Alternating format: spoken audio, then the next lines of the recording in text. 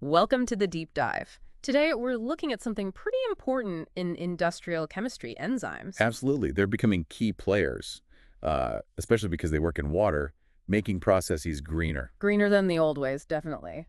But there's a catch, right? Natural enzymes aren't always, up to snuff for industry. Exactly. They might not be fast enough or selective enough, just not quite optimized for what we need on a large scale.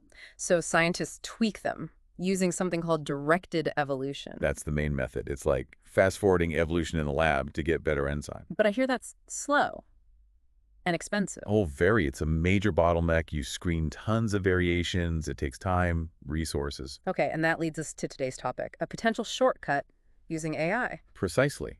We're diving into a new machine learning tool from China called UniESA, developed at Zhejiang University of Technology. UniESA. And the idea is it predicts how good an enzyme will be just by looking at its code, its amino acid sequence. That's the claim. Predicting things like stereoselectivity, how precisely it works and its overall activity, just from the sequence. The team, led by Chenyu Wang, calls it a universal framework. A universal framework. That sounds ambitious. It could predict across different types of enzymes. Well, that's the big claim, and where some debate comes in. Wang from the research team says their tests show it performs well compared to other tools. But I sense a but coming. Well, yes. Carlos Acevedo Rocha over at the Technical University of Denmark is a bit skeptical about this universality. Okay, why? What's his point? His main point is about the training data. UniESA is trained using experimental results we already have for specific enzyme mutations. Right, so it learns from what we've already tested on that enzyme. Exactly. So Acevedo Rocha argues that making good predictions within that known system isn't surprising.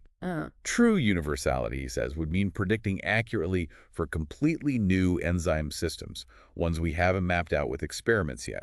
I see. So it's maybe very good at optimizing within a family it knows, but maybe not jumping to a totally new one? That seems to be his perspective. He also suggested it might mainly find mutations similar to ones already known. So maybe not a huge leap forward. And are there other tools like this out there? Yes, he mentioned others, like the Modify system developed in the U.S. So UniESA isn't alone in this space. So where does this leave us? Is it AI versus the lab? It's shaping up to be a key question. Interestingly, Wang's team in China still emphasizes that lab work, the directed evolution experiments, are crucial. Why is that? Especially when you don't have much existing data for a particular enzyme. You need experiments to validate the predictions. So they see directed evolution as indispensable still. Okay, so UniESA is maybe a guide helping focus the lab work rather than a total replacement. That seems to be Wang's current view. Right.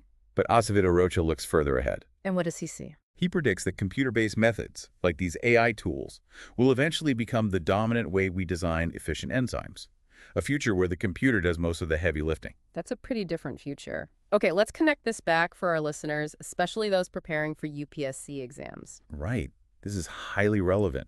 You're seeing the intersection of cutting-edge science, AI, and biotech with crucial goals like sustainable development.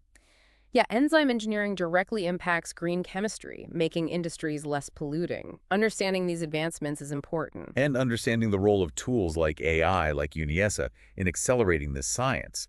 But also appreciating the nuances, the debate about their actual capabilities, like this universality question. It highlights how science progresses, doesn't it? Big claims, critical evaluation, the need for validation. Exactly.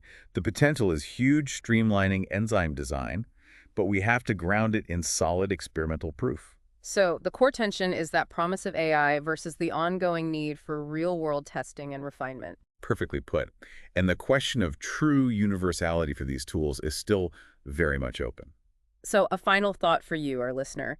Considering tools like UniESA, with both their power and their current limits, how do you think these computational advances will really reshape chemical production and biotechnology? And what are the knock-on effects for sustainability goals? And maybe even for technological self-reliance in these key industrial sectors is something worth pondering. Definitely food for thought. And just so you know, the information for this deep dive came primarily from Chemistry World. A great resource. Indeed. If you found this useful for your UPSC prep, or just interesting, please do like this session, subscribe for more deep dives, and drop any comments or questions below. We really value your input.